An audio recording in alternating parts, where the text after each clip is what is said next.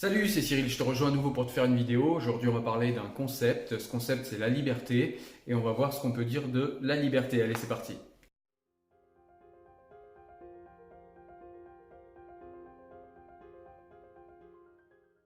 Alors souvent, quand on pense à la liberté, on a tendance à se dire que la liberté, c'est de faire absolument tout ce qu'on veut, sans aucune entrave.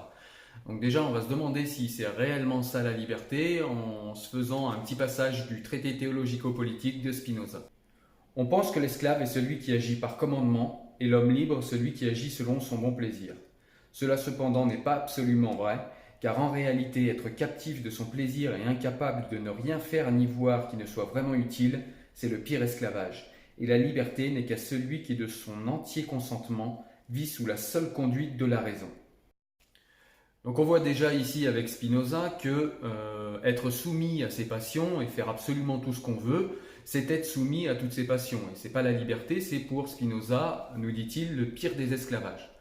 On peut également se dire que la liberté des uns s'arrête où commence celle des autres. C'est une formule communément admise, mais souvent on ne réfléchit pas assez loin à ce qu'elle implique. Donc elle implique déjà qu'un tiers, c'est-à-dire quelqu'un entre moi et mon voisin par exemple, quelqu'un en fait garantisse la liberté de mon voisin et garantisse ma liberté. Et donc se soumettre à ce tiers serait justement garantir la liberté des deux personnes.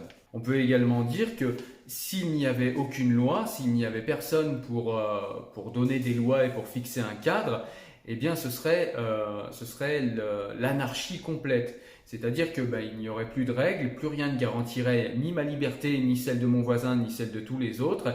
Et donc du coup, dans la société, il n'y aurait plus que des rapports de force. Et c'est ça qui réglerait les relations entre les êtres humains. Donc déjà, ce qu'on peut dire, c'est qu'au sein d'une société, celui qui entrave par définition mes droits, en premier, c'est l'État. L'État entrave mes droits pour garantir la liberté aux autres et pour d'autres raisons également.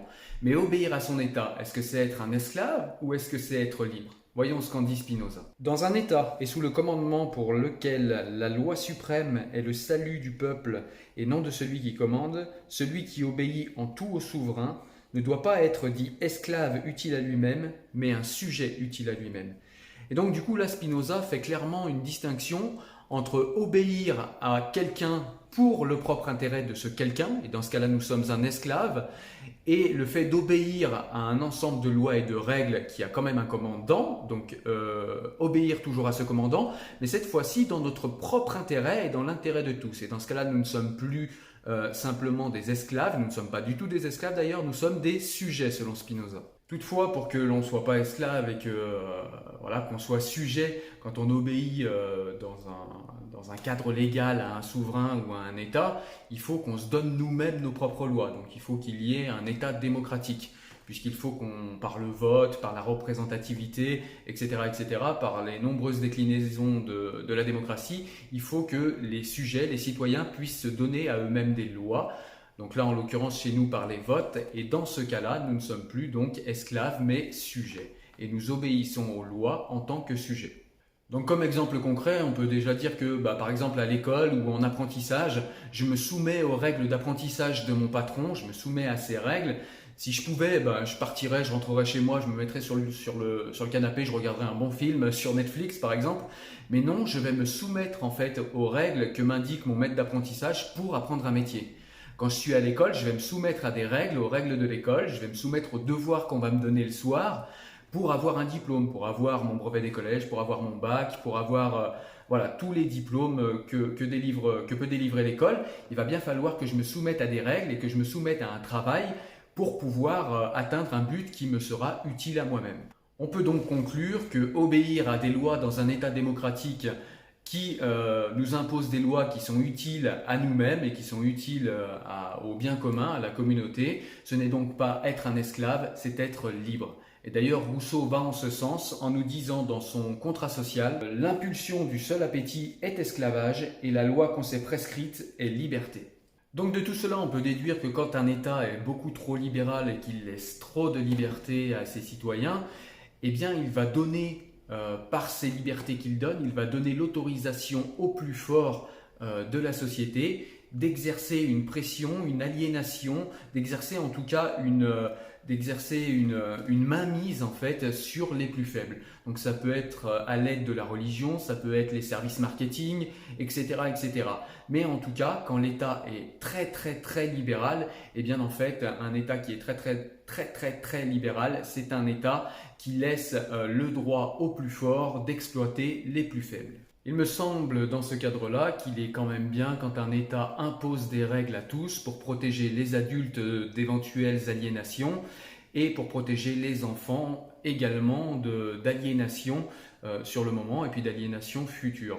On va voir pourquoi avec Étienne de la Boétie que je vais vous lire tout de suite. On ne se plaint jamais de ce qu'on n'a jamais eu et le regret ne vient point sinon qu'après le plaisir et toujours est avec la connaissance du mal, la souvenance de la joie passée. La nature de l'homme est bien d'être libre et le vouloir être. Mais aussi sa nature est telle que naturellement il tient le pli que la nourriture lui donne. C'est-à-dire que si vous naissez dans un environnement, peu importe quelque environnement qu'il soit, mais si vous naissez avec des aliénations, vous ne voyez pas ça comme une aliénation, mais comme quelque chose de naturel, puisque l'homme, nous dit Étienne de la Boétie, confond souvent son état de naissance avec son état de nature. C'est-à-dire que quand un homme arrive au monde, ce qu'il découvre du monde à sa naissance, il pense instinctivement que c'est l'état de nature, alors que ce n'est pas du tout forcément le cas. Et c'est pour ça que c'est très important de protéger les enfants très tôt d'éventuelles aliénations, dérives sectaires, dérives religieuses, etc. parce que sinon, nous dit Étienne de la Boétie, il va garder le pli. Ça fait 2-3 fois que je vous parle d'aliénation, on va essayer de définir ce qu'est une aliénation. Donc une aliénation en philosophie, ça fait référence à la privation de liberté, de droits humains essentiels éprouvés par une personne ou un groupe social sous la pression de facteurs permanents. C'est ce que nous dit Hegel. Ou historique, comme le disait Marx, qui l'asservissent. Par extension, il s'agit donc de toute limitation ou de tout conditionnement objectivement imposé à l'individu par le fonctionnement actuel de la société ou de la microsociété, éprouvé comme une atteinte révoltante aux droits humains fondamentaux. Pourquoi je vous donne une définition précise de l'aliénation? Parce que dans un État libéral, quand il y a un vide juridique, eh bien, il y a des sectes, il y a des leaders religieux, il y a des services marketing, etc., et des gens qui vont s'approprier le droit et profiter, comme je vous l'ai dit, d'un vide juridique pour aliéner des personnes, c'est-à-dire pour les conditionner, pour les conditionner au jeune âge, pour leur rentrer des choses dans la tête, des choses qui sont contraires aux droits humains les plus fondamentaux. Et c'est important de dire qu'une aliénation, même s'il n'y a pas contrainte directe, même s'il n'y a pas coercition directe pour retirer les libertés, on a bien quand même des chaînes mentales qui sont mises autour des individus par une connaissance du fonctionnement de l'esprit humain ou par une connaissance du fonctionnement de l'éducation d'un être humain. Mais donc on est bien ici également dans le retrait de liberté, dans le retrait de notre liberté la plus fondamentale. Pour illustrer mon propos, je vous propose de vous lire encore un passage du discours de la servitude volontaire de Étienne de la Boétie. Il me semble que l'on doit avoir pitié de ceux qui, en naissant, se trouvent déjà sous le joug. Qu'on doit les excuser ou leur pardonner si, n'ayant pas vu l'ombre de la liberté ou n'en ayant pas entendu parler, ils ne ressentent pas le malheur d'être esclaves. Et d'ailleurs, après ces considérations, Étienne de la Boétie de conclure, la toute première raison de la servitude humaine est la coutume. Donc si on continue le propos, on peut se dire que la liberté, c'est également quand un État nous protège d'anciennes coutumes, nous protège d'une éducation qui aurait été un petit peu trop coercitive, nous protège de prédateurs sociétaux comme les leaders religieux, comme les services marketing, comme les dérives sectaires, etc. L'État doit nous protéger de cela en nous proposant un cadre propice à l'émancipation. On peut voir également, comme je l'ai dit en début de vidéo, sa liberté qui soit réduite par ses propres passions. Et donc dans ce cas-là, il me semble utile de vous citer Spinoza dans l'Éthique qui nous dit « L'impuissance de l'homme à gouverner et à contenir ses sentiments, je l'appelle servitude. En effet, l'homme soumis aux sentiments ne dépend pas de lui-même mais de la fortune, dont le pouvoir sur lui est tel qu'il est souvent contraint de faire le pire, même s'il voit le meilleur. » L'Éthique, et c'est la préface. Donc, ce qui est important et ce qui est rappelé ici par Spinoza, c'est que la servitude à ses passions n'est pas la liberté. C'est-à-dire que si on cède à toutes ses passions et qu'on n'a aucune entrave, on fait ce qu'on veut. On pourrait tenter de croire et de se dire qu'on est libre si on fait ça. Et en fait, non, pour Spinoza, comme il nous l'explique bien ici, en fait, c'est subir le pire esclavage puisqu'on est soumis à toutes les contingences extérieures. Et donc, pour Spinoza, la tempérance et contrôler et savoir ce qui nous détermine est aussi un angle pour récupérer des espaces de liberté et être toujours un petit peu plus libre par la connaissance et le savoir. D'ailleurs, il le dit explicitement dans ce passage de l'éthique que je vais vous lire. Chacun a le pouvoir de se comprendre lui-même et de comprendre ses affects de façon claire et distincte, sinon totalement, du moins en partie. Et il a par conséquent le pouvoir de faire en sorte d'avoir moins à les subir. Éthique 5, proposition 4, Scoli. La liberté est donc également une émancipation qui se conquiert individuellement par le savoir, par la connaissance de soi-même et de ce qui nous entoure, pour comprendre quels sont nos déterminismes, quelles sont les causes qui nous déterminent. Mais nous voyons également que lorsque un enfant est tout petit, il n'a pas lui déjà conquis cette liberté, il n'a pas assez de savoir, il n'a pas assez de connaissances sur lui-même et sur son monde extérieur pour être protégé de toutes les aliénations qui l'entourent. Il faut donc qu'un tiers puisse protéger l'enfant, et je pense que se donner des lois de manière démocratique pour protéger les enfants de tout cela, c'est garantir un environnement propice, je le répète une nouvelle fois, un environnement propice à l'émancipation de chaque individu. Et c'est pour ça d'ailleurs que les sujets autour de l'école nous crispent tous, parce que c'est justement à ce moment-là de la vie que les enfants doivent être protégés parce qu'ils n'ont pas les armes critiques, ils n'ont pas encore assez de connaissances pour se protéger d'éventuelles aliénations, et donc ils peuvent, comme nous le disait tout à l'heure Étienne de la Boétie, rapidement prendre de mauvais plis. Comme nous le rappelle Spinoza dans le court traité de l'homme, un ignorant ne devient pas moins ignorant en renonçant à l'ignorance.